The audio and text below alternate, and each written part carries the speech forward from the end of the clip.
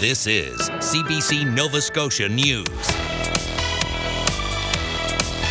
Tonight, demanding answers. Residents in Digby County challenge the official findings of the Bangor Museum fire. Nova Scotia election results. A closer look at the political story behind the number of seats won and lost. And down memory lane, historic murals transform the halls at the Glace Bay Hospital.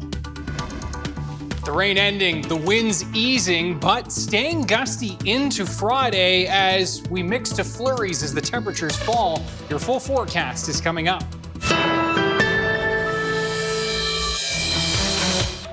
Good evening. 6 months after fire destroyed the Bangor Sawmill Museum on the Metegan River, people who live there say they're convinced the fire was deliberately set. But RCMP maintain they have no evidence to suggest arson. Preston Mulligan reports. Evidence or not, the people who live around this burned out piece of Nova Scotia's Acadian history say there's no way this fire was accidental. Well, first of all, it happened at 4 o'clock in the morning in the sawmill where there's no electricity. So it doesn't make sense that it would be anything else but arson. But that's not what any of the first responders say. The chief of the volunteer Metegan Fire Department led a team of 85 firefighters in the early morning hours of June the 8th to fight the fire at the Bangor Sawmill Museum. He declined our request for an interview. The provincial fire marshal's office told the CBC the local fire chief advised that the building was a total loss and they were bringing in an excavator to assist in the extinguishing of the fire. At that time, a determination that an investigation would not be conducted by the office of the fire marshal was made. RCMP say they canvassed the neighbors, but they didn't ask to speak to the last person inside that museum before it burned, Gilles Desautel, Denise's husband. But what we don't understand is like 2 days after, it was kind of a shut investigation. Denise Desautel says one detail sticks out for her. We did have a big light there, a street light, and where it started, it was where the light didn't catch. It was right in the dark corner, so we know where it started. She's written to the province. She told them the people in the community want to know why the fire marshal attended a smaller fire in August at some public washrooms in Bellevue Cove, but not the museum. She's asked to have the investigation, or lack of one, reviewed. In the meantime, fundraising continues to rebuild. Preston Mulligan, CBC News, Halifax. The number of people in Nova Scotia looking for a family doctor is the lowest it's been in 2 years. The Provincial Health Authority released new numbers today showing just over 119,000 people were on the Need a Family Practice Registry as of November 27th. That's down from about 132,000 people, a number the Health Authority posted online without notice at the beginning of November. About 11% of the province's population is still looking for a family doctor. The last time the registry was this low was November of 2022. Dozens of unionized Nova Scotia jail guards rallied outside the Department of Justice today to draw attention to what they say are crisis working conditions. We try! We try! Guards say they need more help dealing with issues such as staff retention and better pay. They say many correctional officers are leaving to work in other parts of the justice system where salaries are higher, creating stress and safety issues for overworked guards and for prisoners inside the province's jails. Salaries for Nova Scotia jail guards top out at about $69,000 a year, which makes them among the lowest paid in the country. The Nova Scotia Government and General Employees Union has been in contract talks with the provincial government since September.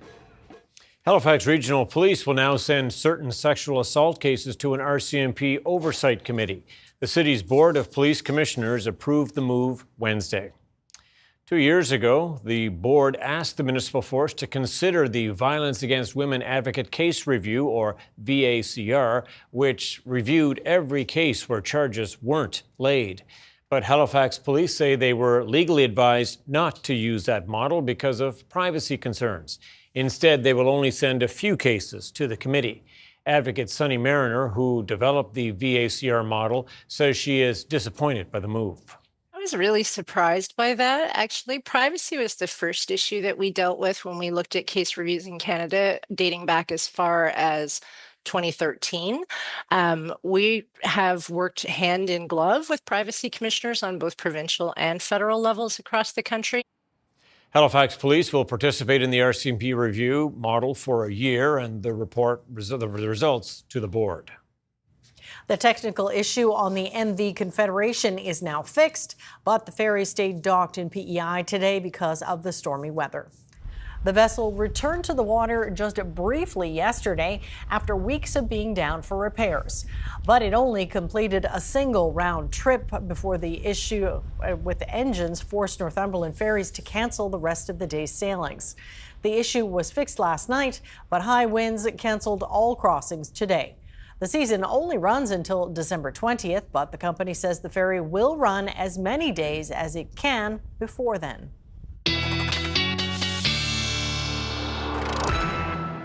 Oh, it was breezy, okay. There's no doubt about that. Yeah, not a nice day out there today. Not a nice day, and the wind's easing, the rain tapering off, but still active over the next couple of days with flurries and even some snow squalls developing. That's the headline moving forward. As you can see, the rain tapering to showers, back to flurries as we move through the overnight tonight, as those temperatures will fall back to about the freezing mark as we start the day on Friday. And then those temperatures are going to continue to fall throughout the day on Friday, with those very gusty westerly winds. So yeah, temps by the time we head home on Friday afternoon are going to be below the freezing mark across the board. And yes, a few flurries for sure, and those snow squalls developing for Inverness County. Some light accumulation also possible out through the Annapolis Valley region for tomorrow. Temperatures for the afternoon are going to be 0 to about -3 across the board. That should say -2 in Halifax. We'll see those westerly winds sustain near 40 to gusting 60, 70 kilometers per hour throughout the day. And yeah, it is definitely going to be a brisk one for sure, with wind chill values back into the -6, -7, -8 range as we move into the afternoon. Now, for Friday night and into Saturday, most of the mainland starting to see some clearing, but then redeveloping will be the onshore flurries for the valley, down through the South Shore on Saturday, and for Inverness County with those snow squalls continuing into Saturday night. We'll talk all about that with your full forecast coming up. Well, looking forward to it. Okay, thanks so much, Ryan. Thanks, Ryan. House prices in the Halifax region are expected to rise between 1% and 5% over the next year. A market forecast by Royal LePage expects condo prices to increase by 1% and single detached homes to sell 5% higher. Atlantic President Matt Hansberger says many first-time home buyers are also the ones buying. That's because rents are still high. Price of renting a property has gone up dramatically over the last 5 years. So, as you see rates start to come down a little bit and rents not necessarily following suit, you as soon as you can get together that down payment, it makes more sense. In some cases, just it might actually be less out of your pocket every month to pay a mortgage payment. And then, of course, you're getting all those benefits of home ownership. Hansberger says he expects 2025 to be more normal, or 2025 rather, to be a more normal year for the market. Well, the dust has settled after Nova Scotia's provincial election, but looking deeper at the results, there's more we can learn about each party. The CBC's Andrew Lamb brings us that story. There were big wins and losses in the 2024 Nova Scotia election, but there's more to the story than just the number of seats each party won. We can learn a lot when we dive into the numbers. Let's start with the party that will form government, the Progressive Conservatives.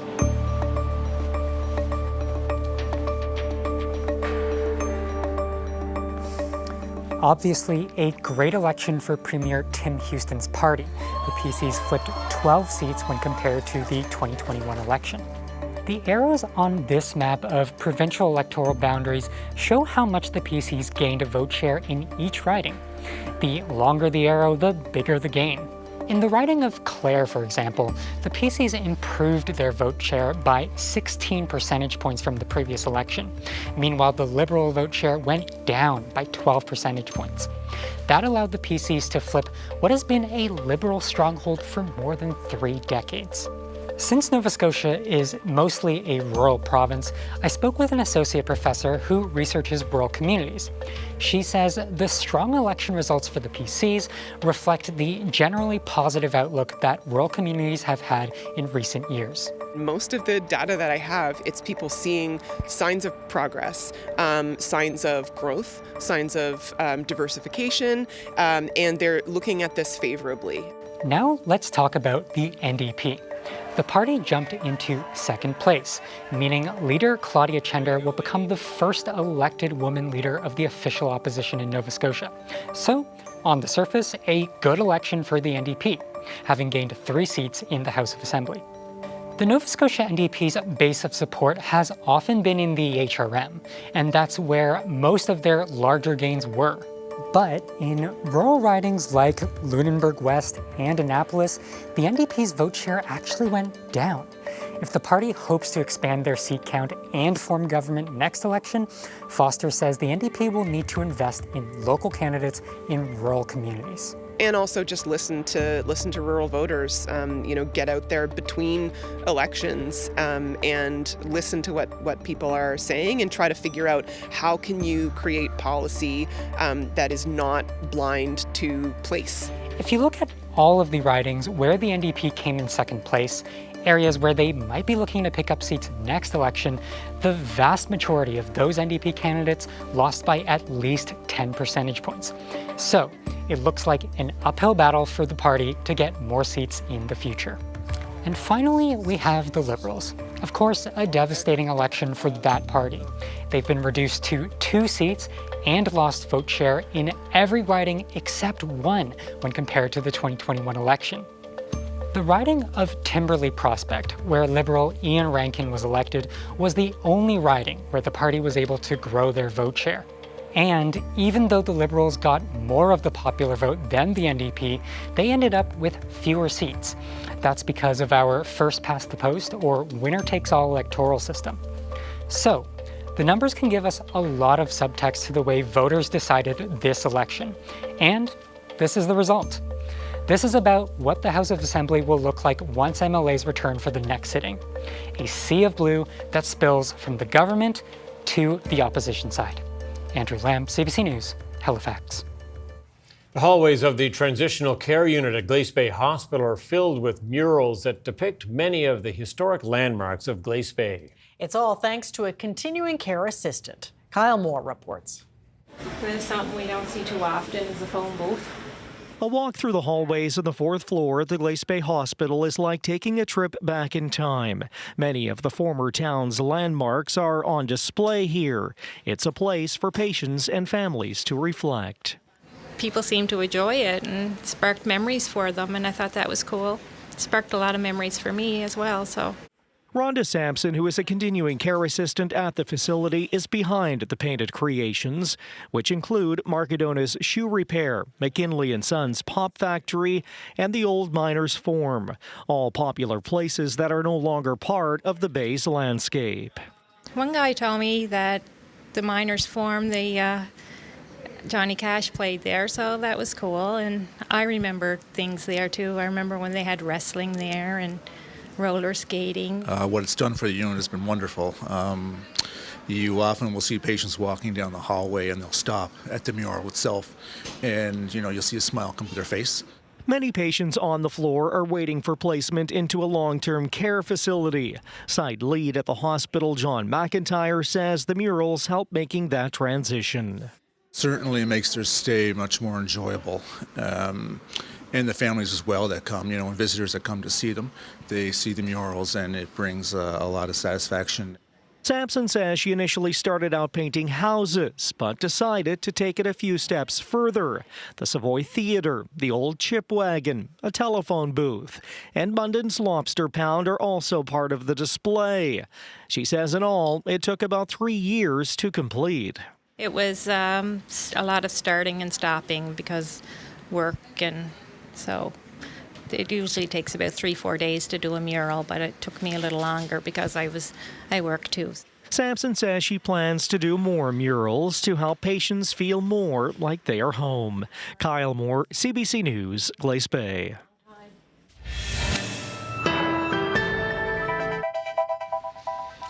There's some beautiful artwork to show us. Ryan's up next with his full weather forecast. We'll see you in just a few minutes.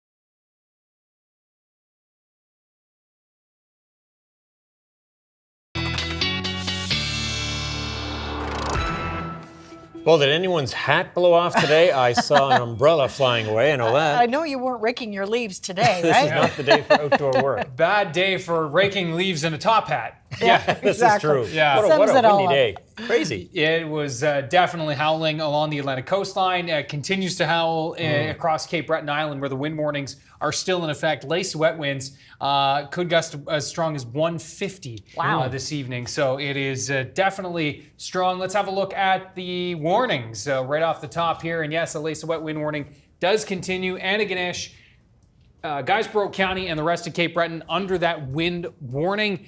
You can see snowfall warnings and coastal flood warnings continue in New Brunswick this evening. But yeah, here closer to home.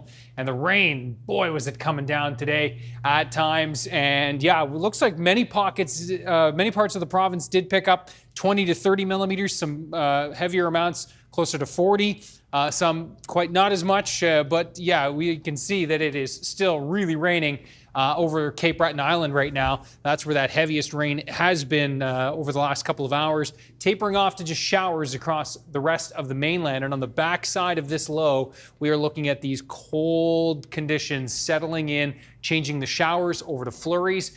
And yes, the snow squalls continue across the Great Lakes, and that is going to be an issue for us as we move into the weekend. Tomorrow, in fact, and Saturday, we're going to be looking at onshore flurries and snow squalls here closer to home. Have a look at the big map here and just how notable this cold pool of air is, all the way down to Nashville, -2 there. Atlanta's just at 11.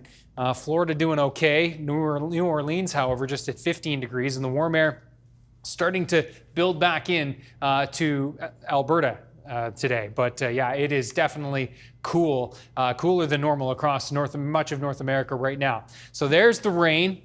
Watch as we move through this evening. That comes to an end by 10 o'clock or so. Looking at just some lingering showers for Cape Breton, showers across the mainland, mixing to flurries. And right here in through the Annapolis Valley is our best chance of seeing a couple of centimeters of snow tonight into tomorrow morning.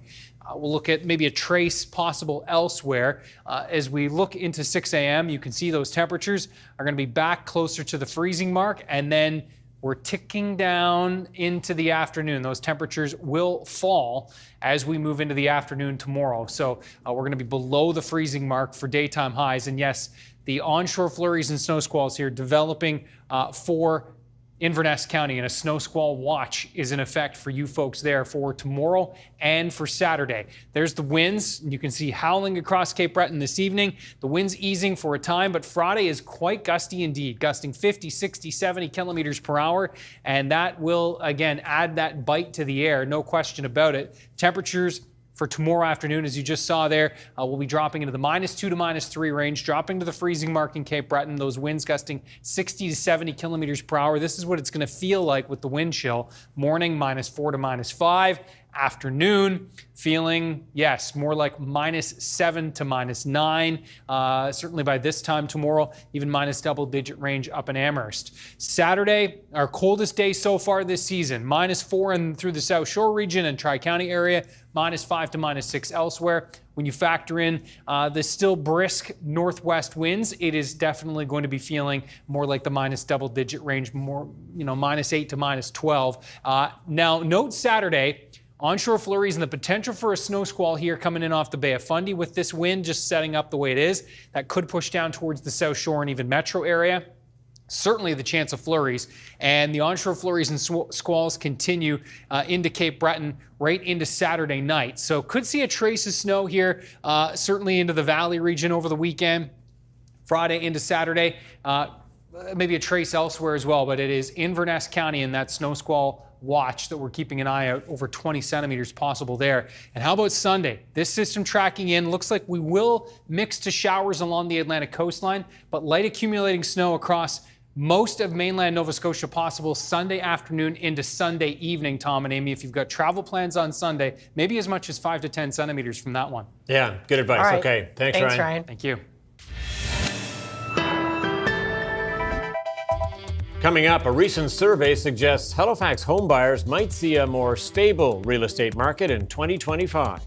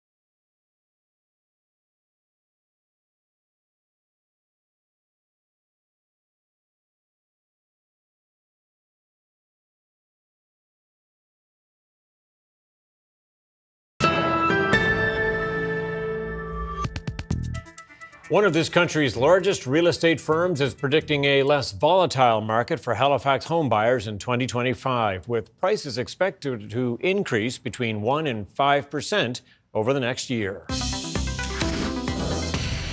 Matt Hansberger is president of Royal LePage Atlantic. So, Mr. Hansberger, your company's report suggests a more stable year ahead for housing. Why do you think that?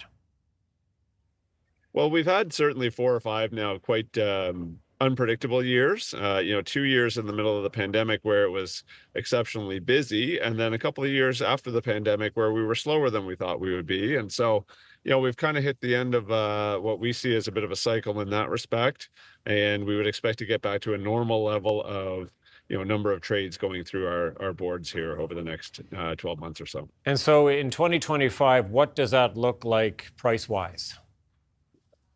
Yeah, price we don't see coming down at all. We see price kind of stable, maybe a little bit of gradual upwards movement in price as well. We still have a bit of a shortage of inventory, certainly in specific parts of the market where first-time buyers are still trying to get into the market, and that's putting upward pressure on that price point. And we would expect to see the move-up buyer start to move again a little bit in the coming year. So while there has been a little bit of slowness in that part of the market, we would expect to see that there might be some pressure on inventory there. And as soon as there's a lack of inventory in any part of the market, you see price go upwards. Yeah, so let's talk about that supply. Obviously, it's been an issue for some time in this market and in others as well. What are you seeing on that side of things that might potentially impact 2025? It's been gradually coming back since about the end of 2022, the beginning of 2023. So as I was kind of describing to some folks yesterday, we got as low as 200 houses on the market in the middle of 2022 in Halifax region anyway, and we're back to about 1,000.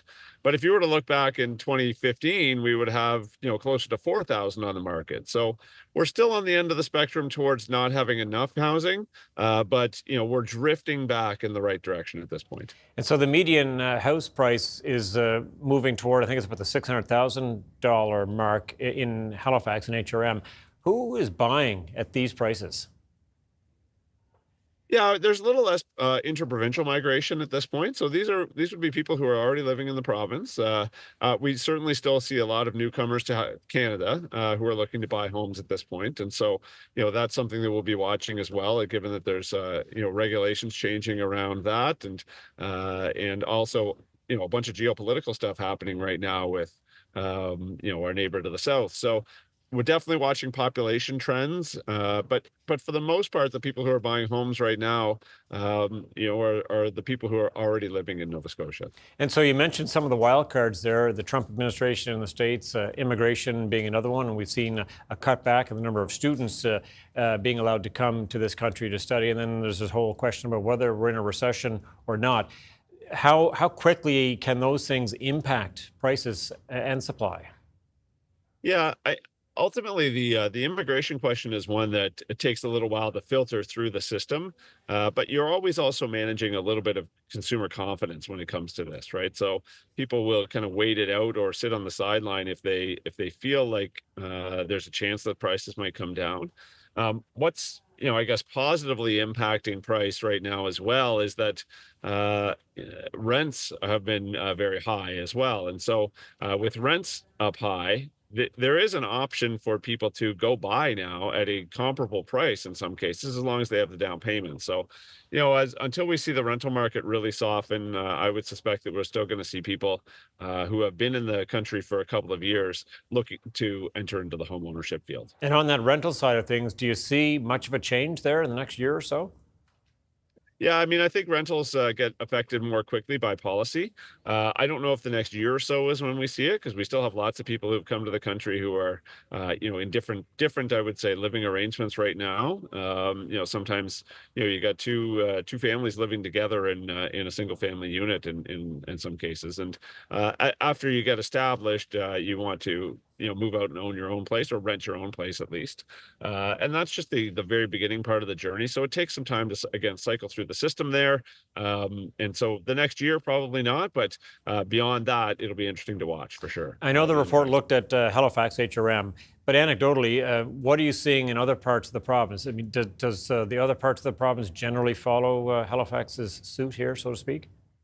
Yeah, I mean, I always think of it this way: is that Toronto follows Vancouver when it comes to housing, and then Halifax follows Toronto, and then the rest of the parts of Atlantic Canada tend to follow Halifax a little bit behind. So, the rest of Nova Scotia for sure gets impacted by what's going on in Halifax from a confidence standpoint, and people are watching the Halifax market to make decisions. But for the most part, there's still really strong underlying principles to the markets in all parts of the province right now. Even as far flung as Sydney and Yarmouth, like there's still lots more people there and reasonably good employment numbers, and that's what drives our markets. All right, Matt Hansberger, so good to get your take on this. Thank you so much. My pleasure, always a pleasure. Coming up, a manhunt is underway in New York City after the CEO of a major health insurance company was gunned down. And a new report from Amnesty International alleges Israel's war against Hamas in Gaza constitutes genocide.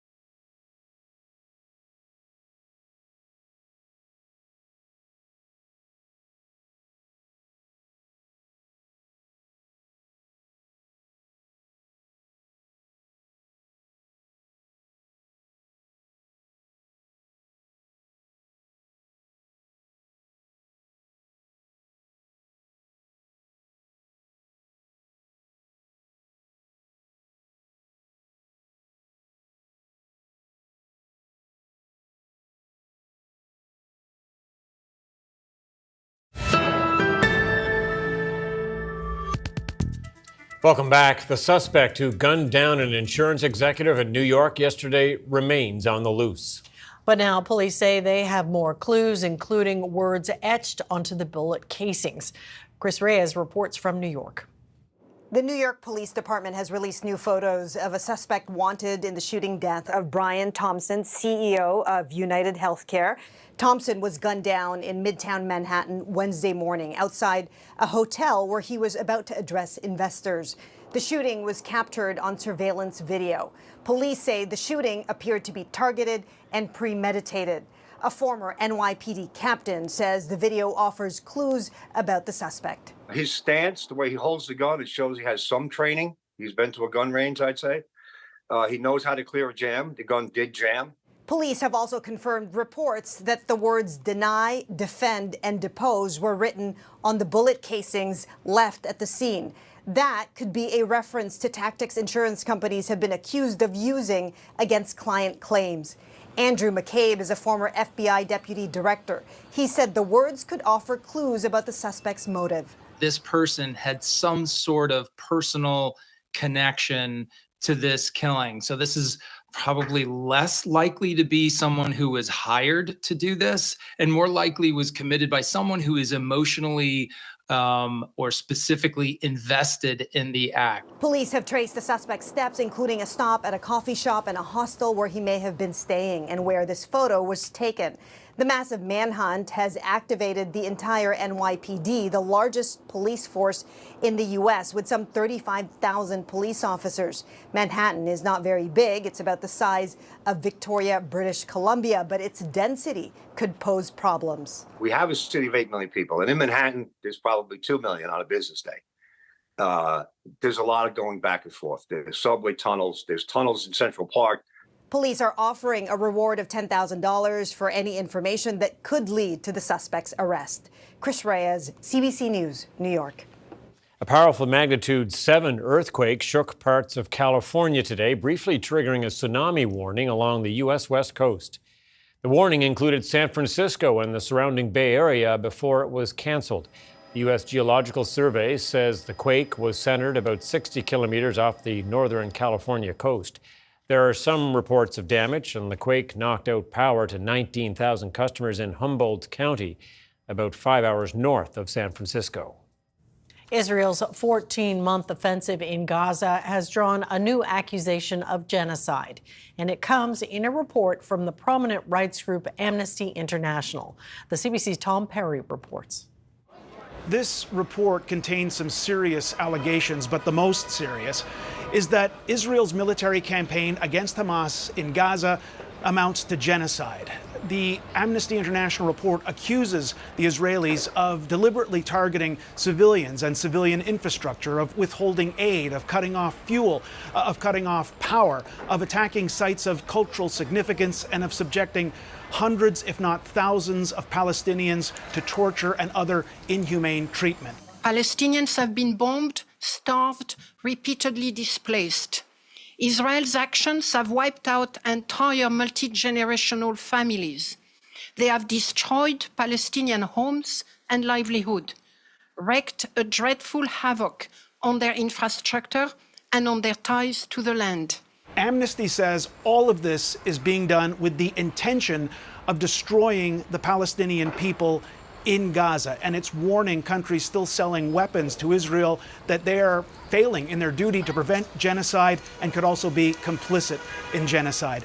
Amnesty's own Israeli branch disputes the findings of this report, and the Israeli government has rejected it outright. There was a statement from the Israeli Foreign Ministry. It says that it's Hamas that launched a genocidal attack against Israel on October 7th. It says that Israel is defending itself within the bounds of international law. It calls Amnesty International a fanatical organization, and it says its report is based on lies. Tom Perry, CBC News, Jerusalem. The Prime Minister was on the defensive today during an address to the Assembly of First Nations meeting in Ottawa. Justin Trudeau and his cabinet ministers faced some tough questions from chiefs about their reconciliation record, and so did some other federal party leaders. The CBC's Olivia Stefanovich has the details. In what could be his last appearance as Prime Minister before the Assembly of First Nations, Justin Trudeau stood by the pledge he made 9 years ago. Back in 2015, I made a promise to change the approach of the federal government in regards to Indigenous peoples and First Nations. I promised that we would be there as a partner. While he says his government is making progress, Trudeau recognized challenges. For all that we've been able to do together, there is much more to do, and I feel the same urgency as you do to move forward. But many First Nations leaders say they don't see that urgency. Because nothing has changed. You can't keep on extracting our resources and expect us to live in poverty. When you were first elected, you made the statement that no relationship is more important than the ones with First Nations, yet your government has done everything to undermine our treaties. Trudeau is also facing pressure to call a national inquiry into systemic racism in policing. My son is gone. A request made by the mothers of First Nations people who died at the hands of law enforcement. But I am also committed to doing everything in my power as a government to try and fix this. He says a lot of the right things, but is not delivering on those things. The AFN also heard from opposition leaders. I'm joining you in your call for a national inquiry into systemic racism in policing. Who didn't all receive a warm reception. We can have a conversation about what our relationship should be and how your people can start packing up. The Bloc leader booed during his first address to the Assembly. Notably absent from this week's Assembly, Pierre Poilievre.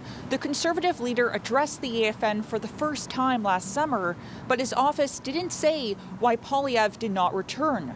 The Conservative Party says Poilievre has and will continue to meet Indigenous leaders. Olivia Stefanovic, CBC News, Ottawa. Ottawa is facing criticism over an immigration policy aimed at slowing refugee arrival numbers. It's pausing a significant class of refugee applications, specifically a large portion of those involving private sponsorships. The CBC's Alexander Silberman reports.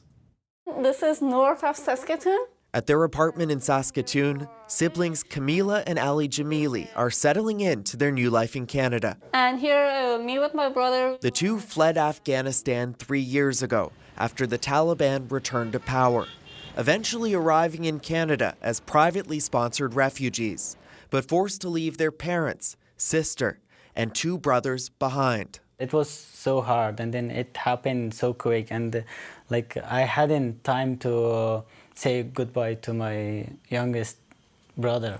The Jamilis now fear the wait to bring their family to safety could be delayed even longer. Last week, Canada announced a pause on private refugee sponsorship applications until 2026, a change impacting community organizations and groups of 5 or more people. Hi, how are you doing? Welcome in, me too. Kate Harriet is part of the group working to privately sponsor the Jamili family. She's helped raise more than $33,000 and says the announcement came as a shock. My heart just dropped out of my chest because I immediately thought about the family waiting to hear from us in Pakistan. The federal government says the decision is in response to a backlog of applications and part of an overall decrease in immigration. Last year, 27,000 privately sponsored refugees came to Canada, out of about 500,000 total newcomers. This is really the best way that our refugee system can work, because not people are coming into the warm embrace of a community that has already committed to the government that they're going to support them. The Jamilis are not sure yet what the changes mean for their family's application. That was our hope, and I am asking to then don't take this hope from us. The sponsorship group is aiming for a spot through the Mennonite Central Committee, one of many groups that have agreements with Ottawa, hoping to help the family find safety in Canada, despite dwindling opportunities. Alexander Silberman, CBC News, Regina. A new report says food prices in Canada are likely to rise next year. The study by 4 universities is forecasting an increase of 3 to 5%. Anis Hadari looks at what's behind the possible hike. Grocery shopping is still getting more expensive.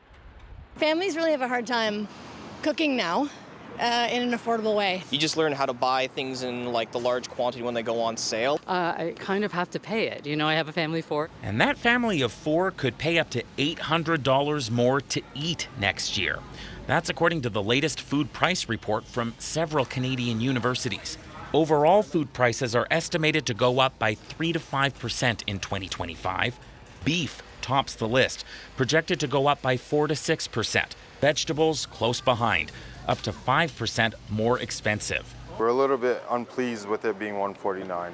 This produce wholesaler in Calgary says his customers notice rising prices. It's part of the business, right? So stuff we used to sell for $5 10 years ago is now $10.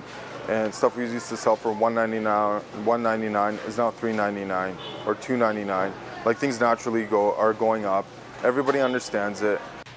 The food report's own data also shows last year wasn't as bad as some expected. Cyclical right now. In fact, I mean, a lot of people didn't feel it, but in 2024 was actually a bit of a break year compared to the last few years. That may not continue, especially for veggies. And that's due to climate change. It's due to currency fluctuations, and that's the one thing we're expecting in 2025. A weaker dollar is likely going to impact our grocers' buying power. But even with the projected jump in prices, this wholesaler thinks it'll be okay.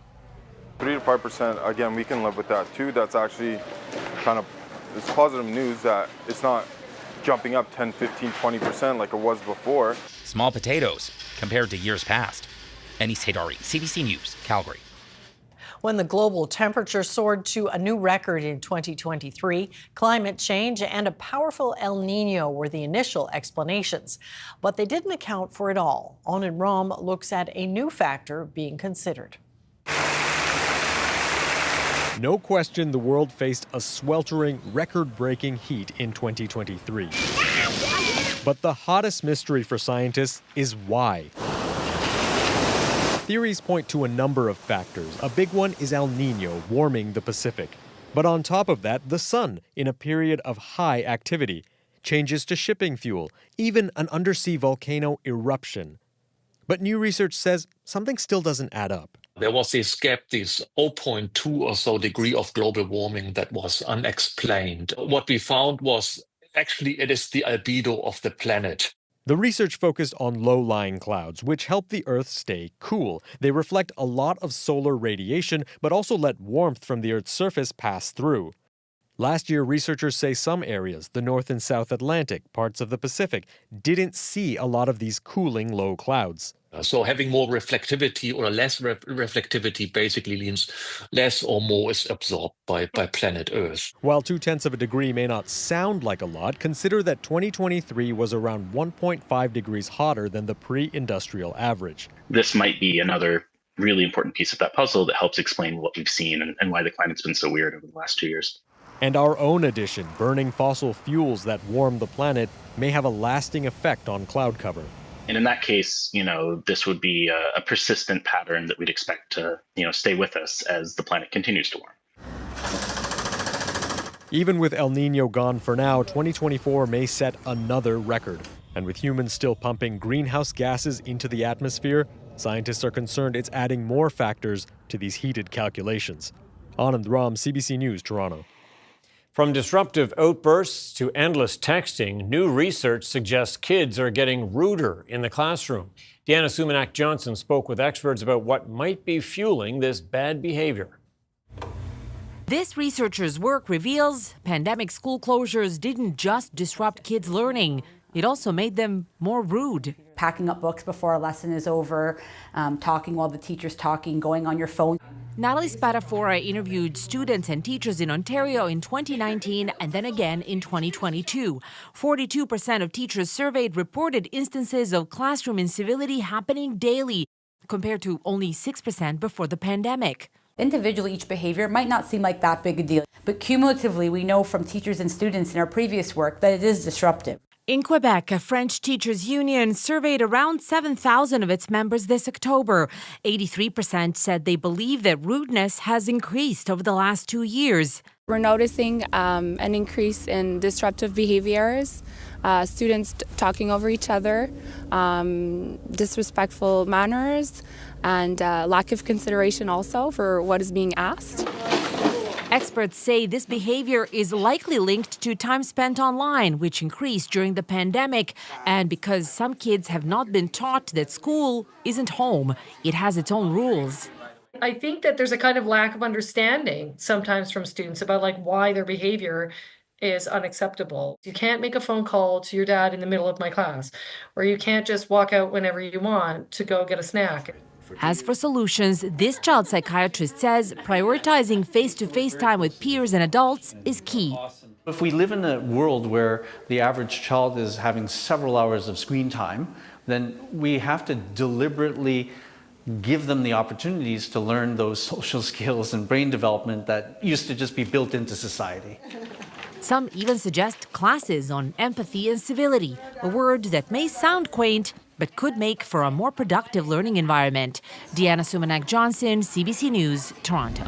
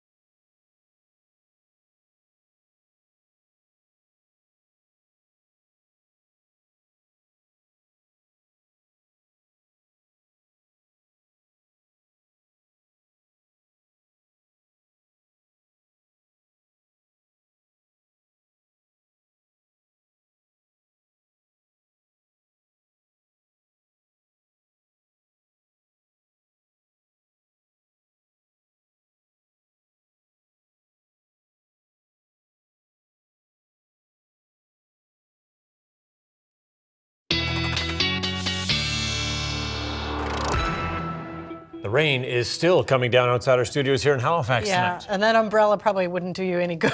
Long gone. Yeah, the winds are easing, but staying gusty right through tomorrow. In fact, those winds are going to be a factor. Let's have a look first at our viewer picture of the day, and then we'll get to the forecast. And a beautiful shot here. And up to the northern part of Cape Breton and Aspy Bay, and have a look at this. Wow, isn't that nice, stunning?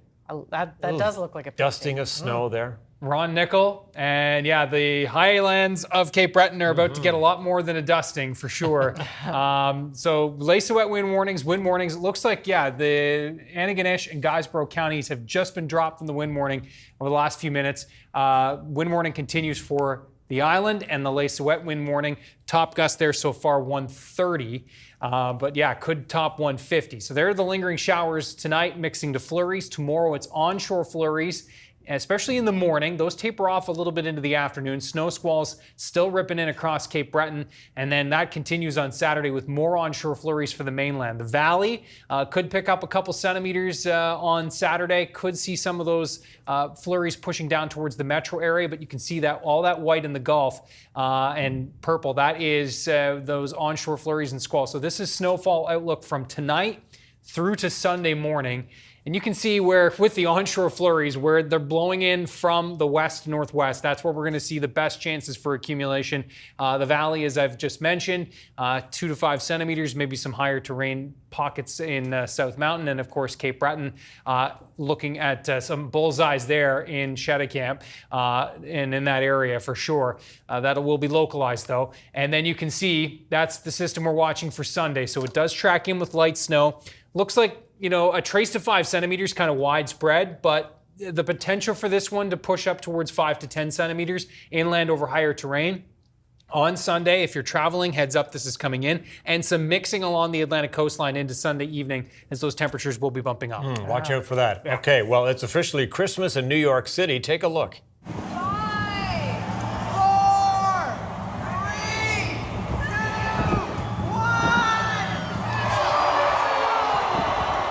There we go. There's this year's Rockefeller Center Christmas tree being lit for the first time. The annual tradition goes all the way back to 1933. Kelly Clarkson hosted this year's lighting ceremony for the second year in a row. This year's tree is a 22-meter-tall Norway spruce donated by Earl Albert of Massachusetts, who planted it 53 years ago in his front yard shortly after getting married. Wow, more than 50,000 multicolor LED bulbs were light up the tree. It will be lit daily from 5 a.m. to midnight until mid-January. That's spectacular. It's a big one. It really is. That's it for us tonight. Thanks so much for watching. We'll see you next time. Good night. Good night.